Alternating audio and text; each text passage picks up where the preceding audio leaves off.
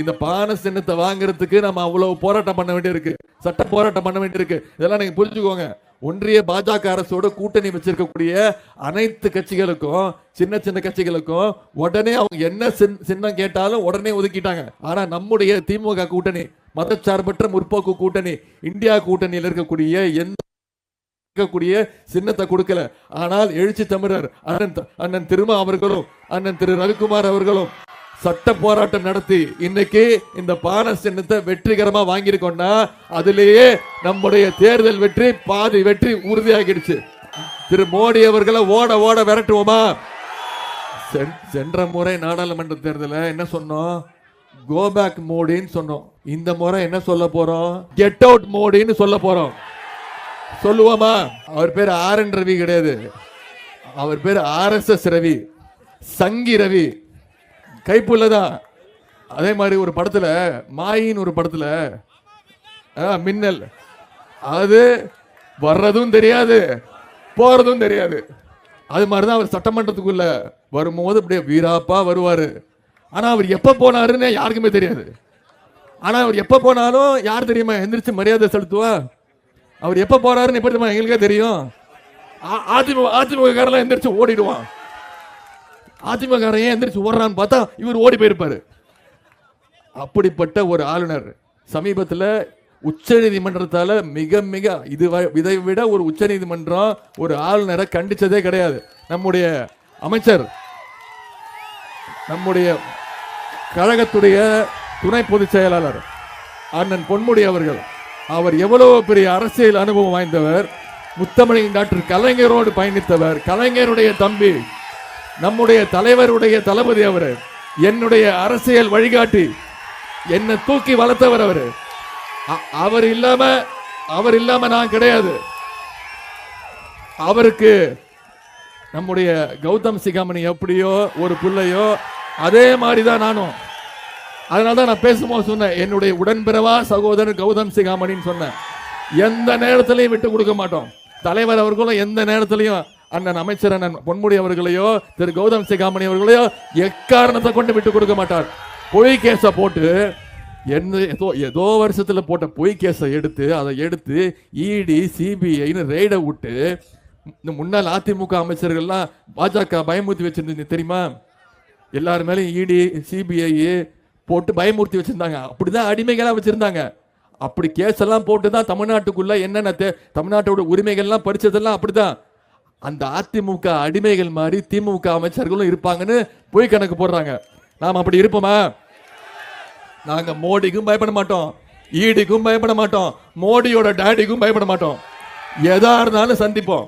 ஆனால் நம்முடைய அமைச்சர் அண்ணன் பொன்முடி அண்ணன் அவர்களும் தலைவர் அவர்களும் உச்ச நீதிமன்றம் வரைக்கும் சென்று போராடி வெற்றி பெற்று உச்ச நீதிமன்ற நீதிபதி சொல்றாரு அவர் பொறுப்பேற்றுக்கணும் அப்படின்னு. அமைச்சர் பொறுப்பு அவருக்கு திருப்பி கொடுக்கணும்னு தலைவர் கடிதம் எழுதுறாரு ஆளுநருக்கு.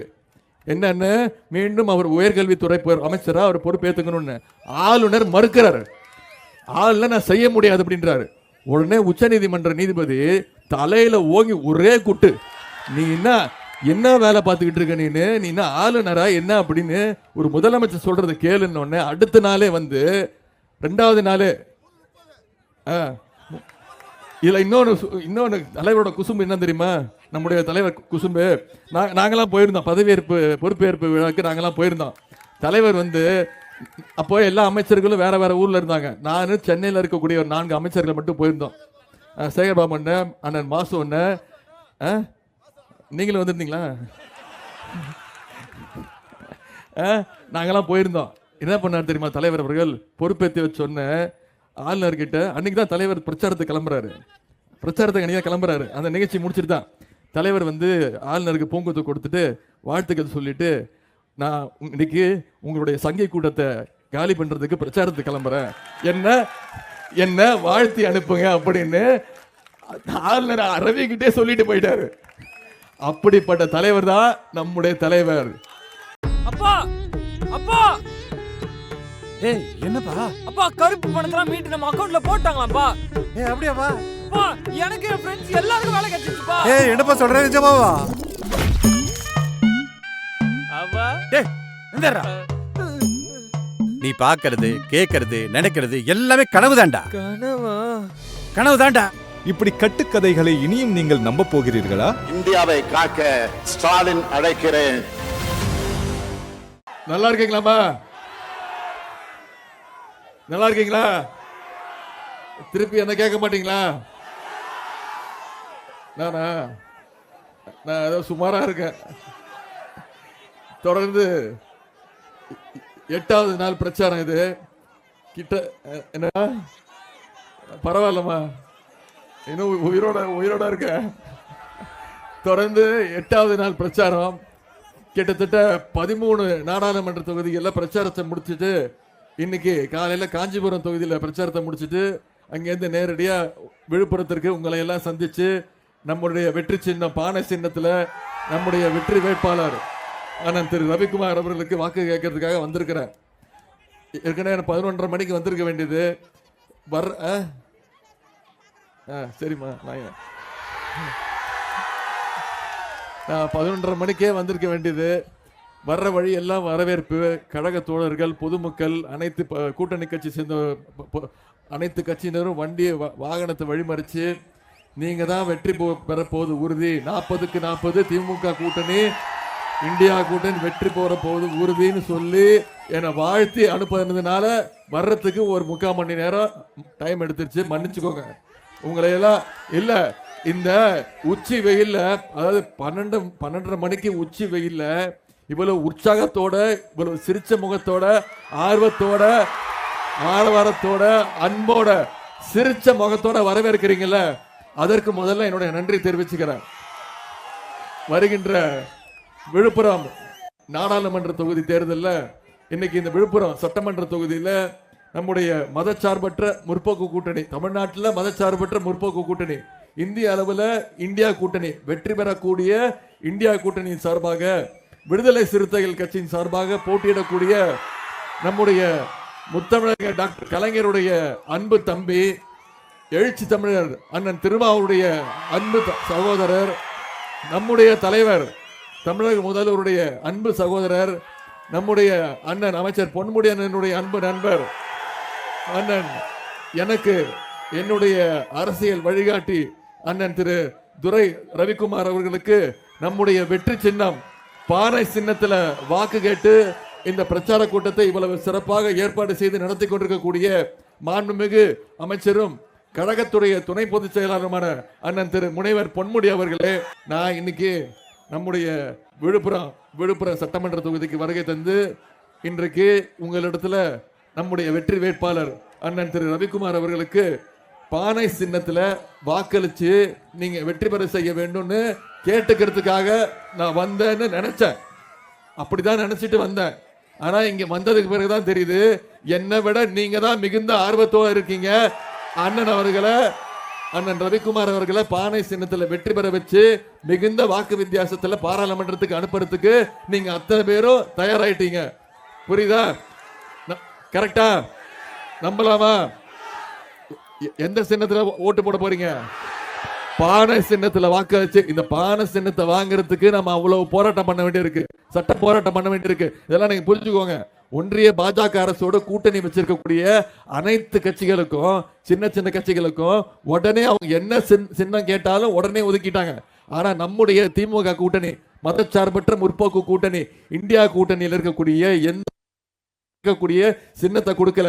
ஆனால் எழுச்சி தமிழர் அண்ணன் திருமா அவர்களும் அண்ணன் திரு ரவிக்குமார் அவர்களும் சட்ட போராட்டம் நடத்தி இன்னைக்கு இந்த பானை சின்னத்தை வெற்றிகரமா வாங்கியிருக்கோம்னா அதிலேயே நம்முடைய தேர்தல் வெற்றி பாதி வெற்றி உறுதியாகிடுச்சு.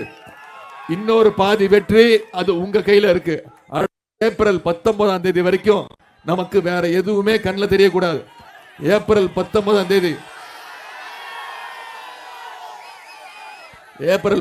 தேதி வாக்குச்சாவடிக்கு போனீங்கன்னா உங்க கண்ணுல 2 விஷயம் தான் தெரியணும்.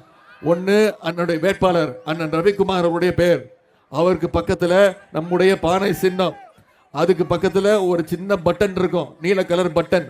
அந்த பட்டன்ல அமுக்குறீங்களே ஒரு அமுக்கு, அதுதான் திரு மோடி அவர்களுக்கு வைக்கிற வேட்டு. மோடி அவர்களுக்கு வேட்டு வச்சிருவோமா? திரு மோடி அவர்களை ஓட ஓட விரட்டுவோமா? சென்ற முறை நாடாளுமன்ற தேர்தலில் என்ன சொன்னோம்? கோ பேக் மோடின்னு சொன்னோம். இந்த முறை என்ன சொல்ல போறோம்? கெட் அவுட் மோடின்னு சொல்ல போறோம். சொல்லுவோமா? சென்ற முறை நாடாளுமன்ற தேர்தல் பிரச்சாரத்துக்கு பொழுது அண்ணன் ரவிக்குமார் அவர்களுக்கு நான் வந்து பிரச்சாரத்தை பண்ணேன். அப்பொழுது கிட்டத்தட்ட அவரை 1,28,000 வாக்கு வித்தியாசத்துல நீங்க வெற்றி பெற வச்சீங்க. அதற்கு இந்த நேரத்தில் நான் நன்றி தெரிவிச்சுக்கிறேன்.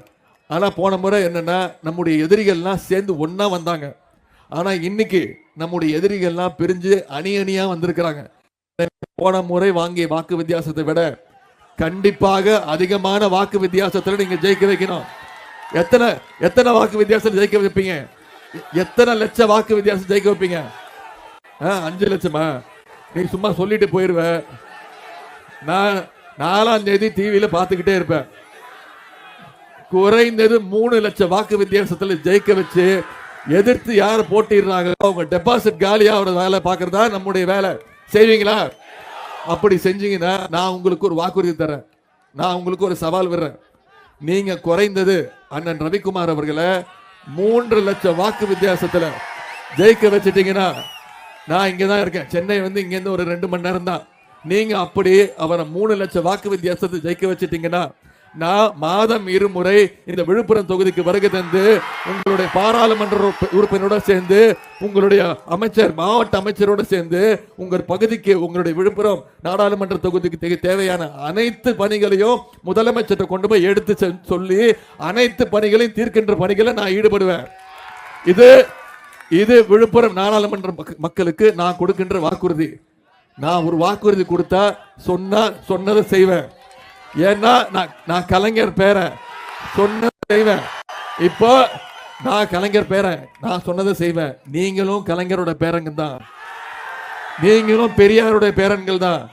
நீங்களும் அண்ணாவுடைய பேரன்கள் தான். கொள்கை பேரன்கள், லட்சிய பேரன்கள். செய்வீங்களா? நான் சொன்ன வாக்குறுதி நான் காப்பாத்தினா, நீங்க சொன்ன வாக்குறுதியை நீங்க காப்பாத்தணும். பாப்போமா? சவாலா?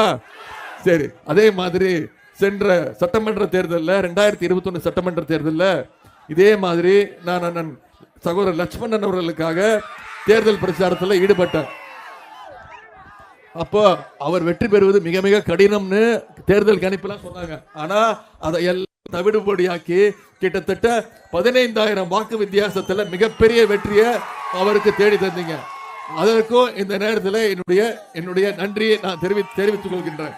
இந்த விழுப்புரம் நாடாளுமன்ற தொகுதிக்கு நாம செஞ்சிருக்கக்கூடிய சில பணிகளை மட்டும் உங்களுக்கு ஞாபகப்படுத்த விரும்புகின்றேன். மாண்புமிகு முதலமைச்சருடைய அறிவிப்பின்படி விழுப்புரத்துல சமூக நீதிக்கான போராட்டத்தில் உயிரிழந்த 21 பேருக்கு 4 கோடி ரூபாயில மணிமண்டபம் கட்டப்பட்டு வருகின்றது. வானூர் தொகுதி திருச்சிற்றம்பலம் கூட்டு ரோட்ல ரூபாய் 31 கோடி ரூபாய் மதிப்பீட்டில் நடைபெற்று வரும் மினி ஐடி பார்க் விரைவில் திறக்கப்பட்டு பயன்பாட்டிற்கு வரப்போகின்றது.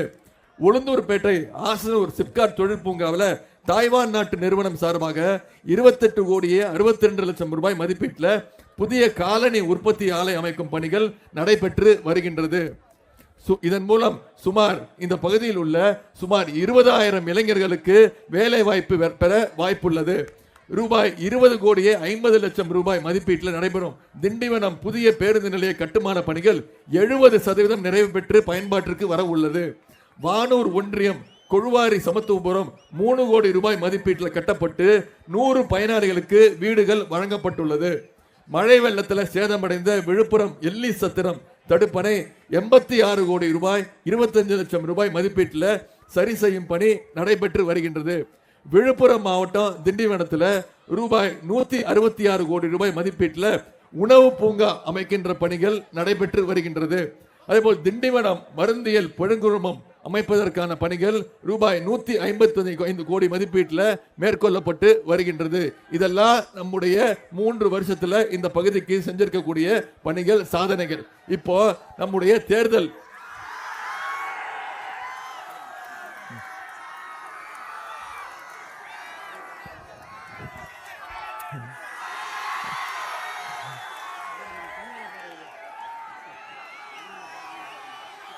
இப்போ முத்தமிழக டாக்டர் கலைஞர் அவர்கள் எப்பவுமே தேர்தல் நேரத்தில் தேர்தல் அறிக்கையை வெளியிட்டு ஒன்று சொல்லுவார்.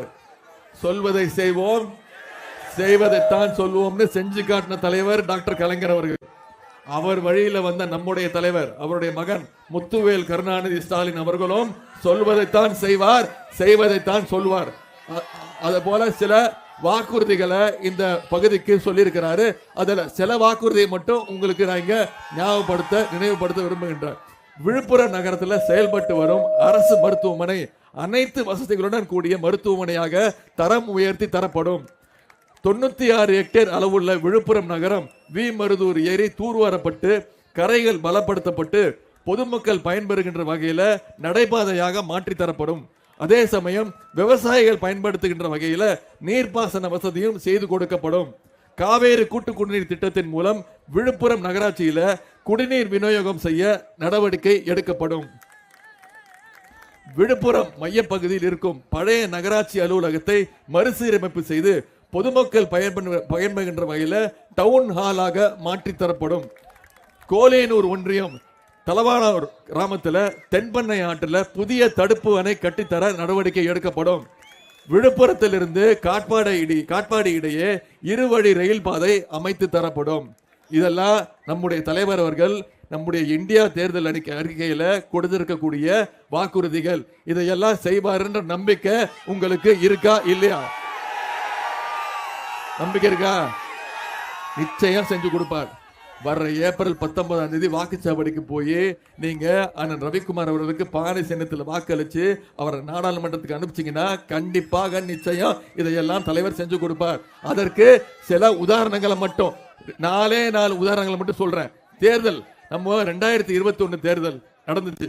2021 தேர்தலில் ஒட்டுமொத்த தமிழ்நாட்டு மக்களும் நம்முடைய தலைவர் அவர்களை தேர்ந்தெடுத்து முதலமைச்சரை அமர வச்சாங்க. நம்முடைய தலைவர் யார் காலையும் பிடிச்சி தவழ்ந்து போய் யார் காலையும் பிடிச்சி முதலமைச்சர் ஆகல. நான் யார சொல்றேன்னு உங்களுக்கு தெரியும். திரு பாதம் தாங்கி பழனிசாமி மாதிரி நம்முடைய தலைவர் கிடையாது. நம்முடைய தலைவர் முத்துவேல் கருணாநிதி ஸ்டாலின், கலைஞருடைய மகன். அவர் மக்களை சந்திச்சு மக்கள் வாக்களிச்சு மக்கள் அவரை முதலமைச்சராக தேர்ந்தெடுத்தாங்க. சரியா? அப்போ 2021 நாம பதவி பொறுப்பேற்கும் பொழுது என்ன நிலைமை? கோவிட் பெருந்தொற்று 2வது பேரலை. அப்போ ஒன்றிய பிரதமர் திரு நரேந்திர மோடி அவர்கள் என்ன சொன்னாரு? எட்டி பார்த்தாரா? தமிழ்நாட்டு மக்களை எட்டி பார்த்தாரா? பார்த்தாரா? என்ன சொன்னாரு? எல்லாரும் வீட்டுக்குள்ள போய் பூட்டிக்கோங்க, எல்லாரும் போய் ஒளிஞ்சுக்கோங்க, யாரும் வீட்டை விட்டு வெளில வந்துடாதீங்க, தெருவுக்கு வந்துடாதீங்க, எல்லா கடையும் இழுத்து மூடுங்க. அப்படி தெருவுக்கு வந்தீங்கன்னா, வெளியில வந்தீங்கன்னா உங்களை போலீஸ் கைது செய்யும், ராணுவம் கைது செய்யும், தடியடி நடத்துவோம் சொன்னாரா இல்லையா? ஒண்ணு சொன்னாரு, எல்லாரும் தெருவுக்கு விளக்கேத்துங்க, விளக்கு பிடிங்க, விளக்கு பிடிச்சிக்கிட்டு கையில ஒரு தட்டு எடுத்துக்கோங்க, ஒலி எழுப்புங்க. நீங்க எழுப்புற ஒளியில கொரோனா வைரஸ் பயந்து ஓடி போயிடும். நீங்க இப்ப சிரிக்கிறீங்க, ஆனா உங்கள நிறைய பேர் அதை செஞ்சிருப்பீங்கல்ல? சும்மா சொல்லுங்க. எல்லாரும் கொஞ்சம் பயத்துல செஞ்சிருப்பாங்க. சத்தியமா நான் செய்யல. இதுதான் ஒன்றிய பிரதமர் திரு நரேந்திர மோடி அவர்கள் கோவிட் டைம்ல செஞ்சது. நாம இத்தனைக்கு ஊசி கேட்டோம். தமிழ்நாட்டு மக்கள், தமிழக முதலமைச்சர் ஊசி கொடுங்க, நாங்க ஊசி போட்டுக்கிறோம் சொன்னோம். அப்ப பாத்தீங்கன்னா நடிகர் விவேக் இருக்காருல்ல, நகைச்சுவை நடிகர் விவேக் அவர்கள் இந்த ஊசியை போட்டுட்டு 2வது நாள் இறந்துட்டார். ஆனா எல்லாரும் பயந்துட்டாங்க, அவர் ஊசி போட்டதுனாலதான் இறந்துட்டாருன்னு பயந்துட்டாங்க. ஆனா அது கிடையாது, அது காரணம் கிடையாது. அவருக்கு வேற மருத்துவ பிரச்சனைகள் இருந்ததுனால அவர் இறந்துட்டார். அதனால தமிழ்நாட்டு மக்கள் மட்டும் இல்ல, இந்தியாவில் இருக்கக்கூடிய அத்தனை மக்களும் பயந்துட்டாங்க. ஊசி போட்டா இறந்துருவோம் அப்படின்னு பயந்தாங்க. ஆனா நம்மளுடைய தலைவர், கழக தலைவர், முதலமைச்சர் தான் கோவிடை விரட்டி அடிக்கிறதுக்கு ஒரே மருத்துவ விழிப்புணர்வு ஏற்படுத்தி ஊசி போட்டா மட்டும்தான் கோவிட்ல இருந்து வெளில வர முடியும்னு முதல் ஊசி அவரே போட்டுக்கிட்டு கோயம்புத்தூர்ல கோவிட் வார்டுக்குள்ள போய் பிபி கிட்ட போட்டுக்கிட்டு அங்க இருக்கக்கூடிய கோவிட் மருத்துவமனை நோயாளிகளுக்கு தரமான மருத்துவம் பார்க்கப்படுதான்னு ஆய்வு செஞ்ச இந்தியாவிலே தைரியமான ஒரே முதலமைச்சர் நம்முடைய தமிழக முதலமைச்சர் அவர்கள் தான். அது மட்டும் இல்ல, இந்தியாவிலேயே அதிகமான கோவிட் ஊசி போட்டு இந்தியாவிலே ஒரு மாநிலம் விரைவில் மிக அதிகமாக கோவிட் தொற்றிலிருந்து வெளில வந்த மாநிலம் எது தெரியுமா? நம்முடைய தமிழ்நாடு தான். அதற்கு காரணம் இங்க வந்திருக்கக்கூடிய நீங்க தான், தமிழ்நாட்டு மக்கள் தான் அதற்கு காரணம். நாம இந்தியாவுக்கே ஒரு விழிப்புணர்வை ஏற்படுத்தியிருக்கோம். இந்தியாவிற்கே ஒரு எடுத்துக்காட்டா இருந்திருக்கிறோம். எப்படி சென்ற 2021 தேர்தல்ல அவர் இந்தியா முழுக்க ஜெயிச்சாங்க. ஆனா தமிழ்நாட்டுல மட்டும்தான் விழிப்புணர்வா இருந்தோம். அதே மாதிரி கோவிட் நேரத்திலையும் தமிழ்நாட்டு மக்கள் தான் விழிப்புணர்வா இருந்து ஊசி போட்டு இந்தியாவுக்கே எடுத்துக்காட்டா இருந்தோம். அப்போ மிகப்பெரிய கடும் நிதி நெருக்கடி. எதிர்க்கட்சி என்ன சொன்னாங்க? எந்த திட்டத்தையும் நிறைவேற்ற முடியாது, நிதி இல்லைன்னாங்க. ஆனா தலைவர் அவர்கள் முதலமைச்சரை 5 கையெழுத்து போட்டார். அதுல முதல் கையெழுத்து, மகளிர் இங்க எத்தனை பேர் வந்திருக்கீங்க? ஆயிரக்கணக்கில் வந்திருக்கீங்க. உங்களுக்கு தெரியும், முதல் கையெழுத்து மகளிருக்கு கட்டணம் இல்லா பேருந்து வசதி திட்டத்தை கொடுத்தாரா இல்லையா? இப்போ நான் 8 நாளா தமிழ்நாடு முழுக்க சுத்திட்டு இருக்கேமா. எங்க பார்த்தாலும் இந்த பிங்க் பஸ் தான். எங்க பார்த்தாலும் நீங்க தான் பஸ் ஓனர்ஸ். எங்க வேணா ஏறிக்கிறீங்க, எங்க வேணா இறங்கிக்கிறீங்க. அதாவது 456 கோடி பயணங்களை நீங்க மேற்கொண்டிருக்கிறீங்க. நான் இதை நகைச்சுவைக்காக சொல்லல, உங்களை கிண்டல் பண்றதுக்காக சொல்லல. அதுதான் இந்த திட்டத்துடைய வெற்றி. ஒரு அரசு ஒரு திட்டத்தை கொண்டு வருதுன்னா அந்த திட்டத்தை எவ்வளவுக்கு எவ்வளவு அதிகமான பேர் உபயோகப்படுத்துறாங்களோ அதுதான் அந்த திட்டத்துடைய வெற்றி, அந்த அரசனுடைய வெற்றி, அந்த முதலமைச்சருடைய வெற்றி. இதுதான் திராவிட மாடல் அரசு. எல்லாரும் கேட்கிறாங்களே திராவிட மாடல் அரசு என்னன்னு. நம்ம தலைவர் சொல்றார், எல்லோருக்கும் எல்லாம் என்பதுதான் திராவிட மாடல் அரசு. அது மட்டும் இல்ல, இன்னொரு திட்டம். இங்க இத்தனை மகளிர் வந்திருக்கீங்க, ஆயிரக்கணக்கான மகளிர் வந்திருக்கீங்க. உங்களுக்கு தெரியும், ஒரு 200 வருஷத்துக்கு முன்னாடி பெண்கள் வீட்டை விட்டு வெளில வர முடியாது. பெண்களுக்கு படிப்பதற்கு உரிமை கிடையாது. பெண்கள் யாரோடையும் பேச முடியாது. பெண்கள் வேலைக்கு போக முடியாது. இன்னும் சொல்ல போனா பெண்கள் மேலாடை அணிவதற்கு தடை விதிக்கப்பட்டது. ஆனா அதையெல்லாம், அந்த தடையெல்லாம் உடைச்சதுதான் நம்முடைய சமூக நீதி இயக்கம். பெண்களுடைய விடுதலைக்காக போராடியவர் தான் தந்தை பெரியார் அவர்கள். பெண்கள் படிக்கணும்னு போராடியவர் தான் பேரறிஞர் அண்ணா அவர்கள். பெண்களுக்கு சொத்துல சம உரிமை கொடுத்தவர் தான் டாக்டர் கலைஞர் அவர்கள். நம்ம தலைவர் என்ன பண்ணாரு? பெண்கள் வீட்டை விட்டு வெளில வரணும், பள்ளிக்கூடத்துக்கு போகணும். பள்ளிக்கூடத்துக்கு போனா மட்டும் பத்தாது, கல்லூரிக்கு போய் படிக்கணும், மேற்கல்வி படிக்கணும், காலேஜ் படிக்கணும். காலேஜ் படிச்சா மட்டும் பத்தாது, வேலைக்கு போகணும். பெண்கள் சொந்த காலில் நிக்கணும்னு தலைவர் புதுமை பெண் அப்படின்னு ஒரு திட்டத்தை உருவாக்கினார். 1ஆம் வகுப்புல இருந்து 12ஆம் வகுப்பு வரை படிக்கக்கூடிய பெண்கள், அரசு பள்ளியில படிக்கக்கூடிய பெண்கள் காலேஜில் போய் சேர்ந்தா, அது அரசு கல்லூரியா இருந்தாலும் சரி, தனியார் கல்லூரியா இருந்தாலும் சரி, அவங்களுக்கு கல்வி ஊக்க தொகையாக மாதம் 1000 ரூபாய் அவங்களுடைய வங்கி கணக்குல வைப்பு தொகை வைக்கப்பட்டிருக்கு. இந்த 2-3 வருஷத்துல மட்டும் 3 லட்சம் மாணவிகள் இந்த திட்டத்தின் மூலம் பயன்பெற்று இருக்கிறாங்க. இப்ப தலைவர் அவர்கள் ஆண்களுக்கும் அந்த திட்டத்தை கொண்டு வந்துட்டார். தமிழ் புதல்வன் அப்படின்ற திட்டத்தின் கீழே அரசு பள்ளியில படிச்சு உயர்கல்வி படிக்க போடக்கூடிய மாணவர்கள் எந்த கல்லூரியில போய் சேர்ந்தாலும் ஆண்களுக்கும் மாணவர்களுக்கும் 1000 ரூபாய் ஊக்கத்தொகை வழங்கப்படும்னு தலைவர் அறிவிச்சிருக்கிறார். இது நம்ம தேர்தல் அறிக்கையில சொல்லாத திட்டம். அதே மாதிரி இன்னொரு திட்டமா, இதுவும் நம்ம தேர்தல் அறிக்கையில சொல்லாத திட்டம். அதாவது நம்ம விடிய காலையில சீக்கிரம் வேலைக்கு போற பெற்றோர்கள் இருப்பாங்க. நல்ல 6 மணி 7 மணிக்கெல்லாம் எந்திரிச்சு வேலைக்கு போற பெற்றோர்கள் இருக்காங்க. அவங்க காலையில எந்திரிச்சு, நீங்க தானே, அவங்க காலையில எந்திரிச்சு சமைச்சு குழந்தைக்கு சாப்பாடு கொடுக்கறதுக்கு நேரம் இருக்காது. வெறும் வயிற்றுல பள்ளிக்கூடத்துக்கு அனுப்பிச்சிடுவாங்க. அனுப்பிச்சிட்டு வேலைக்கு போய் அதே நினைப்பா இருப்பாங்க, குழந்தை நினைப்பாவே இருப்பாங்க. பசியோட அம்சமே, சாப்பிட்டானா, தூங்கிட்டானா, படிச்சானா அப்படின்ற ஒரு கவலையில இருப்பாங்க. ஆனா இன்னைக்கு நம்முடைய தலைவர் அவர்கள் ஒரு திட்டத்தை அறிவிச்சிருக்கிறார். அதுதான் முதலமைச்சருடைய காலை உணவு திட்டம். 1ஆம் வகுப்பிலிருந்து 5ஆம் வகுப்பு வரை படிக்கக்கூடிய மாணவர்கள் கிட்டத்தட்ட ஒரு நாளும் தினமும் 18 லட்சம் மாணவர்கள் காலையில பள்ளிக்கூடத்துக்கு போனாங்கன்னா முதல்ல அவங்களுக்கு தரமான காலை டிஃபன், அதன் பிறகுதான் கல்வி. இப்ப பெற்றோர்கள், மாணவர்கள், ஆசிரியர்கள் வாழ்த்துறாங்க. பெற்றோர்கள் தைரியமா பையனை அனுப்புறாங்க. என் பையனை பாத்துக்கிறதுக்கு நம்முடைய திராவிட மாடல் அரசு இருக்கு, என் பையனுக்கு சாப்பாடு போட்டு கல்வி கற்றுக் கொடுக்க நம்முடைய முதலமைச்சர் இருக்கிறாரு அப்படின்னு வாழ்த்துறாங்க. இதுதான் திராவிட மாடல் அரசு. இப்போ இந்த திட்டங்களை எல்லாம் பக்கத்து மாநிலம் கர்நாடகா, தெலுங்கானா இங்கேருந்து வந்து பார்த்து எப்படி இந்த திட்டத்தை இவ்வளவு சிறப்பா செயல்படுத்துறீங்கன்னு சொல்லி அந்தந்த மாநிலங்களுக்கு இந்த திட்டத்தை எடுத்துட்டு போறாங்க. இதுதான் நம்முடைய முதலமைச்சருடைய திராவிட மாடல் அரசு திட்டத்துக்கு கிடைச்ச வெற்றி. கடைசியா ஒண்ணு சொல்லிடுறேன், இதுதான் நம்முடைய தேர்தல் அறிக்கையில சொன்ன மிக மிக முக்கியமான திட்டம். இது சில பேருக்கு வந்திருக்கு, சில பேருக்கு வரல. நான் ஆரம்பத்திலே சொல்லிடுறேன், அதுதான் கலைஞர் மகளிர் உரிமை தொகை திட்டம். இதுல விண்ணப்பிச்சவங்க 1,60,00,000 பேர். இப்ப ஏற்கனவே செப்டம்பர் மாசத்திலிருந்து 1,16,00,000 பேருக்கு இந்த திட்டத்தின் மூலம் மாசம் மாசம் உரிமை தொகை 1000 ரூபாய் கொடுக்கப்பட்டிருக்கு. சில பேருக்கு குறைகள் இருக்கு. சில பேர் என்ன சொல்றாங்க, என் வீட்டுக்கு வந்திருக்கு, பக்கத்து வீட்டுக்கு வரல, எதிர் வீட்டு பொண்ணுக்கு வந்திருக்கு, என் வீட்டுக்கு வரல. இது மிகப்பெரிய திட்டமா, இது 2-3 மாசத்துல சரி பண்ண முடியாது. வெரிஃபிகேஷன் இருக்கு, சரி பார்க்கணும். நான் உங்களுக்கு இந்த இடத்துல உறுதிமொழி கொடுக்குறேன்.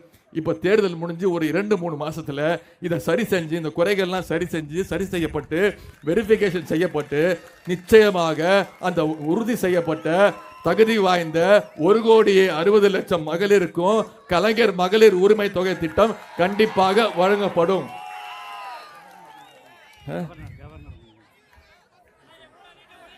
தமிழ்நாட்டில் சரி, நம்ம இந்த பக்கம் இப்படி நம்ம உட்கார்ந்துருக்கோம், எல்லா திட்டத்தையும் சொல்லிட்டு இருக்கிறோம், என்னென்ன சாதனைகள் செய்ய போறோம், என்னென்ன தேர்தல் வாக்குறுதி கொடுத்துருக்கிறோம், அதெல்லாம் நம்ம சொல்லிட்டு இருக்கோம். ஆனா இன்னொரு பக்கம் என்ன நடந்துட்டு இருக்கு, ஒன்றிய பிரதமர் திரு நரேந்திர மோடி அவர்கள் கிட்டத்தட்ட 10 வருஷம் எப்பயாவது வந்து பார்த்தாரா? கடைசியா எப்ப வந்தாரு? 2019ஆம் ஆண்டு மதுரைக்கு வந்து எய்ம்ஸ் மருத்துவமனை கொண்டு வரேன்னு சொல்லி அவரும் திரு பாதம் தாங்கி பழனிசாமியும் வந்து ஒரே ஒரு கல்லு அதை நட்டு வச்சுட்டு போயிட்டாங்க.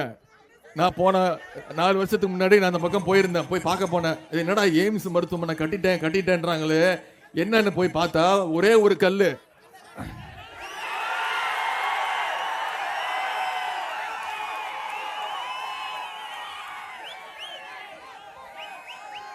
இதான் கல்லு. இதுதான் ஒன்றிய பிரதமர் திரு நரேந்திர மோடி அவர்களும் திரு பாதம் தாங்கி பழனிசாமியும் மதுரையில நட்டு வச்ச எய்ம்ஸ் மருத்துவ கல்லூரி. இதான் கல்லூரி, இதான் மருத்துவமனை. இருந்தது ஒரே ஒரு கல்லு, இருந்தது ஒரே ஒரு கல்லு, அதையும் நான் புடுங்கிட்டு வந்துட்டேன். இப்ப மருத்துவமனையை காணும்னு தேடிட்டு இருக்காங்க. இத சொன்னா நான் என்ன கேட்கிறேன், அதாவது பாதம் தாங்கி பழனிசாமி 2 நாளா என்னை பத்தியே தான் பேசுறாரு, தலைவர் பத்தியும் பேசுறாரு, என்னை பத்தியும் பேசுறாரு. அப்பாவுக்கும் பையனுக்கும் இதே வேலை. எப்ப பார்த்தாலும் பையன் வந்து கள்ள காட்டுறாரு.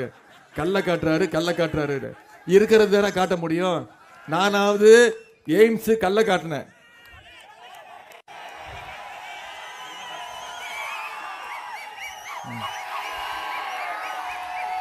நானாவது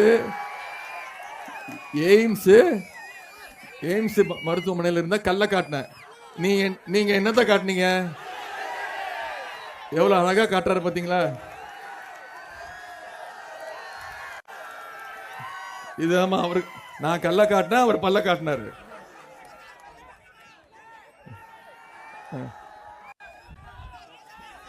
நான் கல்ல காட்டினேன், என் கிட்ட இருக்கிறத நான் காட்டினேன், அவர்கிட்ட இருக்கிறத அவர் காட்டுறாரு. அவ்வளவுதான். இதுக்கு என்ன சொல்றாரு, இது ஒரு தப்பா? ஒன்றிய பிரதமர் பார்த்து சிரிச்சது தப்பா? சிரிக்க கூடாதா? அப்படி சொல்லிட்டு இன்னொரு ரெண்டு போட்டோ காட்டுறாரு. அவர் பெரிய போட்டோகிராஃபர். அவர் 2 போட்டோ காட்டுறாரு. என்ன போட்டோ தெரியுமா? நம்முடைய முதலமைச்சர் அவர்களும் ஒன்றிய பிரதமர் திரு மோடி அவர்களும் சிரிச்சிட்டு இருக்க மாதிரி ஒரு போட்டோ காட்டுறாரு. அதே மாதிரி நானும் திரு ஒன்றிய பிரதமர் திரு நரேந்திர மோடி அவர்களும் சிரிச்சிட்டு இருக்கிற மாதிரி ஒரு போட்டோ காட்டுறாரு. நான் சொல்றேன், அந்த போட்டோ எப்ப எடுத்தது நான் சொல்றேன். நானும்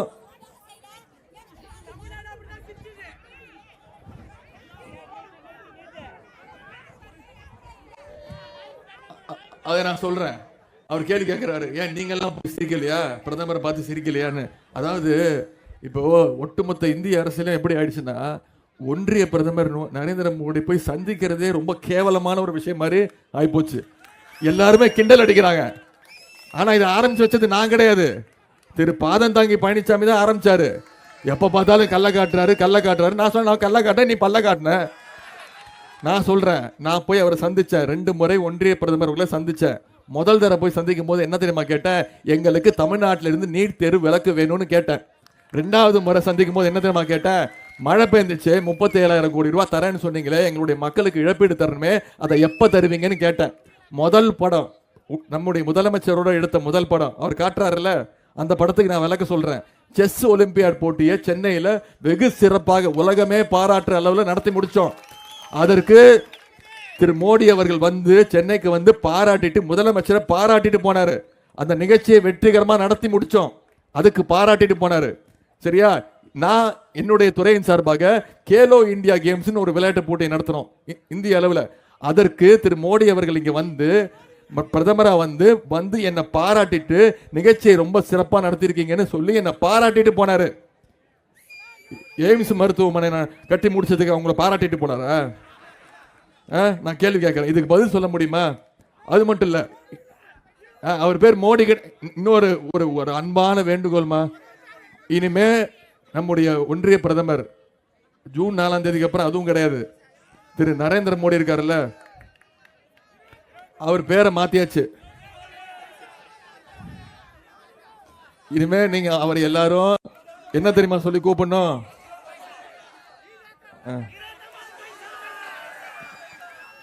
திரு மிஸ்டர் 29 பைசா. தெரியுதம்மா? இதுவும் 29 பைசாவும் செல்லா காசு தான். ஒன்றிய பிரதமர் மாதிரி தான்.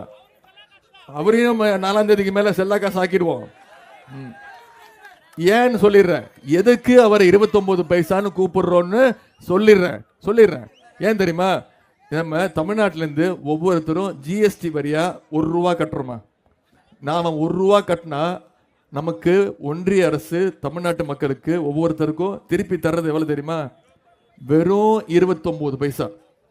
ஆனா பாஜக ஆளுகின்ற மற்ற மாநிலங்களுக்கெல்லாம் வாரி வாரி கொடுக்கிறாரு. குஜராத்தில் வெள்ளம் வந்துச்சுமா போன வருஷம். அடுத்த நாளே போய் இழப்பீடு கொடுத்தாரு.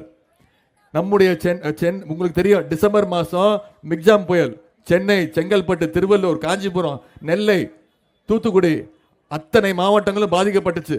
37,000 கோடி ரூபாய் இழப்பீடு தலைவர் கேட்டாரு. ஆனா தலைவர் கொடுத்தாரு. பாதிக்கப்பட்ட அனைத்து குடும்பங்களுக்கும் 6,000 ரூபாய் இழப்பீடு கொடுத்தாரு. ஆனா இதுவரைக்கும் ஒன்றிய அரசு 1 பைசா கூட கொடுக்கல. அதே மாதிரி இங்க இன்னொருத்தர் இருக்காரு. யாரு தெரியுமா?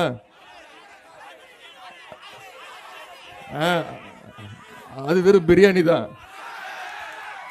அதாவது பேரறிஞர் அண்ணா சொன்னாரு,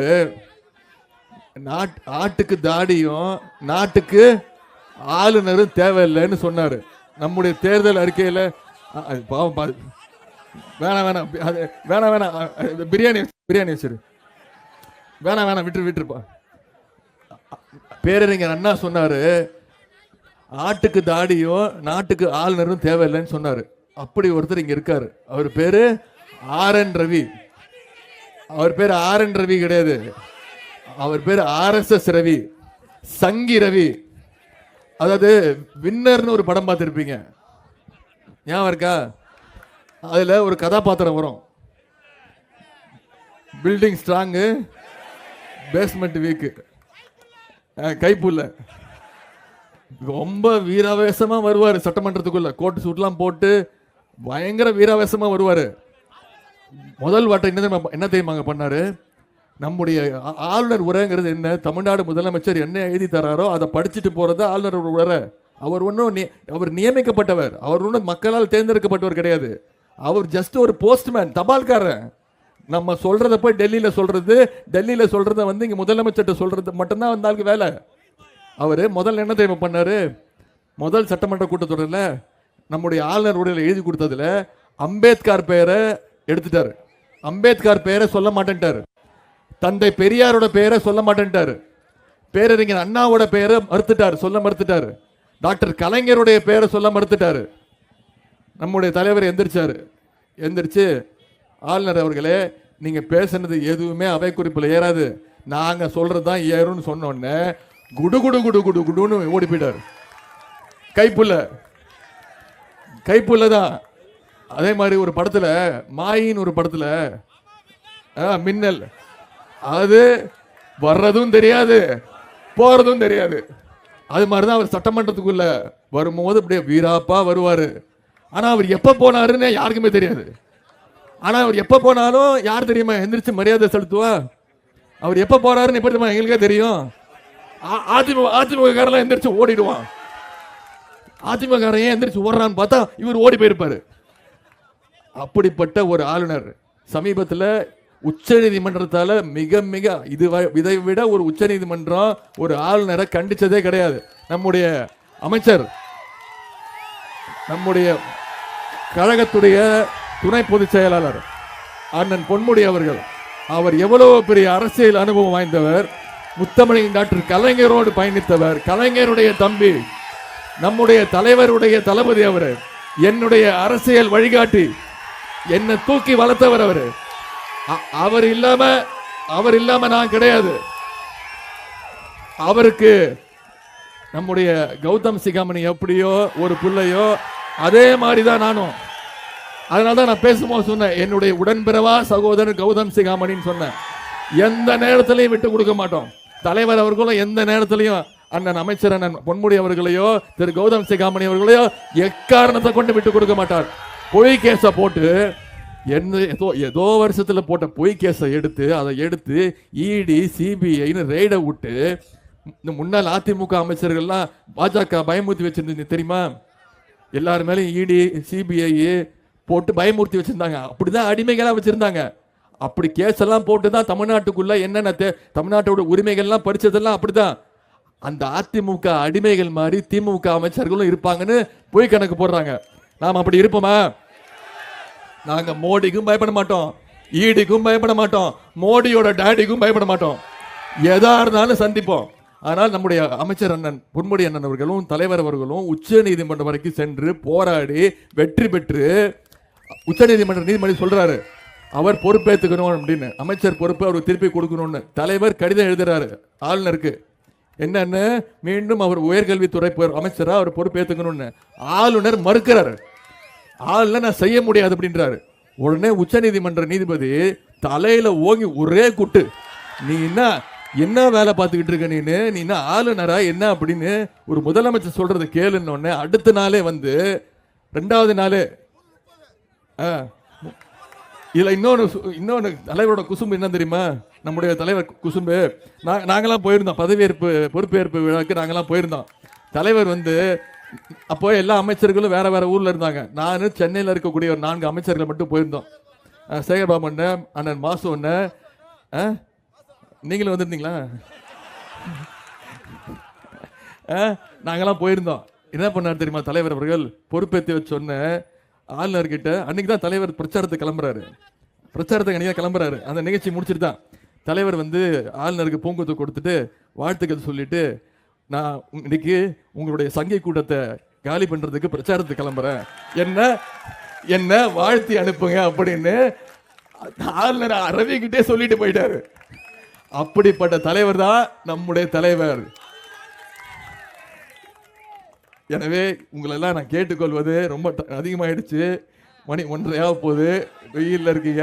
எனவே நான் உங்ககிட்ட கேட்டுக்கொள்வது, நான் இன்னைக்கு வந்து என்னால் முடிஞ்சதை பேசிட்டேன், என்னால் முடிஞ்ச தேர்தல் வாக்குறுதியை சொல்லிட்டேன், நம்ம செஞ்ச சாதனைகளை சொல்லிட்டேன். எனக்கு பிறகு அதாவது ஒரு படம் ரிலீஸ் ஆகும், பெரிய படம் ரிலீஸ் ஆகும். ரிலீஸ் ஆகிறதுக்கு ஒரு 10 நாள் முன்னாடி என்ன ஆகும்னா ஒரு ட்ரெய்லர் ரிலீஸ் ஆகும். கரெக்டா? தலைவர் என்னைக்கு தான் வராங்க? நான் வந்து வெறும் ட்ரெய்லர் தான். மெயின் பிக்சர் யார் தெரியும்ல? கழக தலைவர். நம்முடைய கழக தலைவர் தான் மெயின் பிக்சர். 5ஆம் தேதி அவர் வருவாரு. அவர் வந்து இன்னும் நிறைய பேசுவாரு, இன்னும் நிறைய கருத்துக்களை உங்ககிட்ட சொல்லுவாரு. ஆனா அவரும் அடுத்த தொகுதிக்கு போயிடுவாரு. நான் இன்னைக்கு முடிச்சுட்டு கடலூர் போறேன், அப்புறம் நாளைக்கு புதுச்சேரி போறேன். இப்படி அடுத்த 22 நாள் நான் தொடர்ந்து பிரச்சாரத்தை தான் இருக்க போறேன். உங்களுடைய வாழ்த்துக்களை பெறத்தக்க வந்து இருக்கேன். உங்களுடைய வாழ்த்துக்களோட அடுத்த 24 நாள் பிரச்சாரத்துக்கு போறேன். ஆனா நான் உங்ககிட்ட கேட்டுக்கொள்வதெல்லாம், நீங்க ஒவ்வொருத்தரும், நீங்க அத்தனை பேரும் முடிவு பண்ணிட்டீங்க பானை சின்னத்துல வாக்களிச்சு அண்ணன் அவர்களை பாராளுமன்றத்துக்கு அனுப்பணும்னு நீங்க முடிவெடுத்துட்டீங்க. கரெக்டா?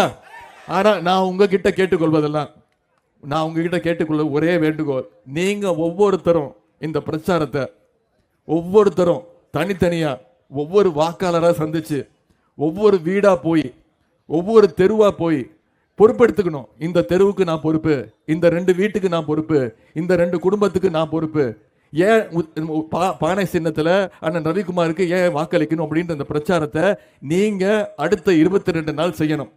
அதிலும் குறிப்பிட்டு சொல்லணும்னா என்னுடைய அருமை இளைஞரணி தம்பிமார்களுக்கு நான் மீண்டும் சொல்றேன், மற்றவர்கள் பிரச்சாரத்தை விட உங்களுடைய பிரச்சாரம் 10 மடங்கு அதிகமா இருக்கணும்.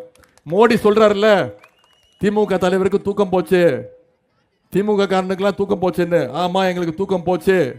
உங்களை வீட்டுக்கு அனுப்புற வரைக்கும் திமுக காரன் தூங்க போறது இல்ல. நீங்க இந்த பிரச்சாரத்தை அடுத்த 22 நாள் கொண்டு போய் சேர்த்து மிகப்பெரிய வாக்கு வித்தியாசத்துல அண்ணன் ரவிக்குமார் அவர்கள் ஜெயிக்க வைக்கணும். ஜெயிக்க வைப்பீங்களா? ஜூன் 3ஆம் தேதி யாரோட பிறந்த நாள்? முத்தமிழங்க டாக்டர் கலைஞருடைய எத்தனாவது பிறந்த நாள்? 100 முடிஞ்சு 101. 4ஆம் தேதி வாக்கு எண்ணிக்கை. சென்ற முறை 40 தொகுதிக்கு 39 தொகுதி ஜெயிச்சோம், தமிழ்நாடு புதுச்சேரி. இந்த முறை கலைஞருடைய பிறந்த நாள் பரிசாக கலைஞருக்கு இதைவிட மிகப்பெரிய மிக ஆத்மார்த்தமான பரிசை கொடுக்க முடியுமா? 40க்கு 40 தொகுதி ஜெயிச்சு கலைஞருடைய பாத மலர்களை வச்சு அவருக்கு நம்முடைய பிறந்த நாள் பரிசாக இந்த தேர்தல் வெற்றியை கொடுப்போம். 2021 அடிமைகளை விரட்டி அடிச்சோம். இப்போ 2024 இந்த தேர்தலில் அடிமைகளுடைய ஓனர்ஸ், அடிமைகளுடைய எஜமானர்களையும் சேர்த்து துரத்தி இந்தியாவுக்கே ஒரு விடியல் ஆட்சியை நம்முடைய இந்தியா கூட்டணி கொடுக்கின்ற உங்களுடைய அந்த வாக்குறுதியை வாங்கிக்கிட்டு உங்களை எல்லாம் அன்போடு கேட்கிறேன், பண்போடு கேட்கிறேன், பாசத்தோடு கேட்கிறேன், உரிமையோடு கேட்கிறேன், உங்கள் வீட்டு பிள்ளையாக இருந்து கேட்கிறேன், இன்னும் பெருமையா சொல்லணும்னா தலைவருடைய மகனாக இருந்து கேட்கிறேன், இன்னும் பெருமையா பூரிப்பா சொல்லணும்னா முத்தமிழங்க டாக்டர் கலைஞருடைய பேரனாக இருந்து கேட்கிறேன். பானை சின்னத்துல வாக்களிச்சு அண்ணன் ரவிக்குமார் அவர்களை மிகப்பெரிய வெற்றியை பெற செய்யுங்கள். உங்களுடைய அன்புக்கும் வரவேற்புக்கும் நன்றி நன்றி நன்றி.